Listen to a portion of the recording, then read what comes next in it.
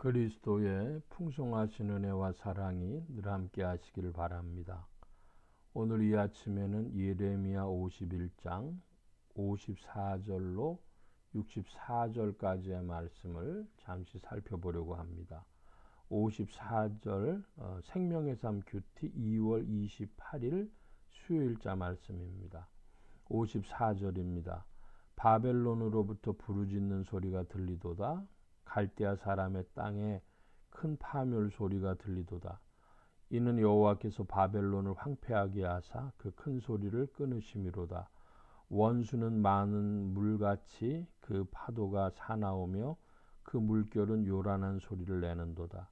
곧 멸망시키는 자가 바벨론에 이르렀음이라. 그 용사들이 사로잡히고 그들의 활이 꺾이도다. 여호와는 보복의 하나님이시니 반드시 보응하시리로다. 만군의 여호와라 일컫는 왕이 이와 같이 말씀하시되 내가 그 고관들과 지혜 있는 자들과 도백들과 태수들과 용사들을 취하게 하리니 그들이 영원히 잠들어 깨나지 못하리라. 만군의 여호와께서 이같이 말씀하시니라. 바벨론의 성벽은 회파되었고 그 높은 문들은 불에 탈 것이며 백성들의 수고는 헛될 것이요 민족들의 수고는 불탈 것인즉 그들이 쇠잔하리라. 바벨론의 멸망에 대해서 예레미야 선지자가 하나님의 말씀을 받아서 전하는 대목이 반복되고 있습니다. 59절 이하를 살펴봅니다. 오늘 중요한 부분이 되겠습니다. 유다의 시드기야 왕 제4년에 마세아의 손자 느리아의 아들 스라야가 그 왕과 함께 바벨론으로 갈 때에 선지자 예레미야가 그에게 말씀을 명령하니 스라야는 병창감이더라. 예레미야가 바벨론에 닥칠 모든 재난 곧 바벨론에 대하여 기록한 이 모든 말씀을 한 책에 기록하고 스라야에게 말하기를 너는 바벨론에 이르거든 삼가 이 모든 말씀을 읽고 말하기를 여호와여 주께서 이곳에 대하여 말씀하시기를 이 땅을 멸하여 사람이나 짐승이 거기에 살지 못하게 하고 영원한 폐허가 되리라 하셨나이다 하라 하니라. 이에 이 책 읽기를 다한 후에 책에 돌을 메어 유브라데 강 속에 던지며 말하기를 바벨론이 나의 재난 때문에 이같이 몰락하여 다시 일어나지 못하리니 그들이 피폐하리라 하니라. 여호와의 말이 이에 끝나니라. 지금 바벨론의 패망에 대해서 예레미야가 하나님의 말씀을 받들어 전할 때에 그것을 기록을 해서 또 명령을 합니다. 누구에게 명령하는가 그러면은 스라야라고 하는 사람, 이 스라야라고 하는 사람에게 명령을 해가지고 바벨론에 닥칠 모든 재난에 대하여 기록한 이 책을 가지고 가서 바벨론에서 읽어라 명령합니다. 자, 그러면 두 가지 사실이 지금 예레미야를 통해서 주어졌는데 한 가지 사실은 이스라엘 민족들이요 유다인들이요 바벨론의 포로로 잡혀가서 70년 동안 그곳에서 어떻게든 잘 살아남아라 한 말씀을 하나님께서 주셨습니다. 이제 바벨론의 침공 전에 들어와서 포로로 사로잡기 전에 그 말씀을 받아 전할 때 사람들이 그 예레미야를 보고 친바벨론주의자, 매국노 그렇게 불렀습니다. 그런데 이제 포로로 잡혀갈 때에는 뭐라고 또 얘기를 하셨냐 하면은 바벨론의 멸망을 선포하게 하셨습니다. 시기적으로 보면 그러니까 70년이라는 시간이 문제가 되는 것이죠. 바벨론의 포로로 잡혀갈 때는 바벨론의 전성기고, 이제 70년 후에는 파사 제국, 페르시아 제국에 의해서 바벨론이 멸망을 합니다. 그러니까 이 바벨론의 예레미야가 친바벨론주의자거나 매국노가 아니었던 것도 물론이고, 그렇다고 해서 예레미야가 반바벨론주의자도 아니었던 것입니다. 하나님의 시대 경륜에 따라서 어떻게 행해야 할 것인가 하는 것을 보여준 것이죠. 서둘러서 좀 간단히 말씀드려 보겠습니다. 지금 전 세계는 미국과 중국 사이에 패권, 미중 패권 전쟁을 벌이고 있다시피 합니다. 그래서 우리나라의 통상교섭본부장 되시는 분이 WTO 수장이 사무총장 자리에 입후보를 했는데, 믿었던 유럽이 아프리카 편을 든다는 거예요.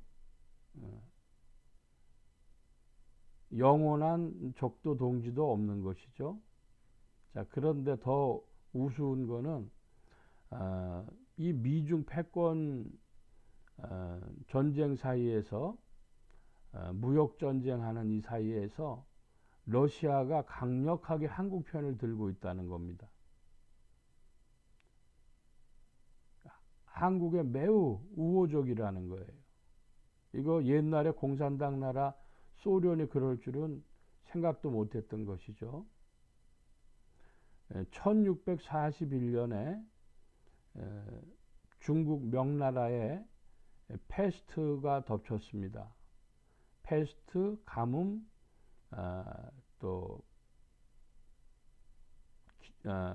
가뭄, 그리고 메뚜기 떼, 이렇게 해서 몇 년 동안 고통을 당하고 1643년에 명나라가 결국 멸망을 하죠.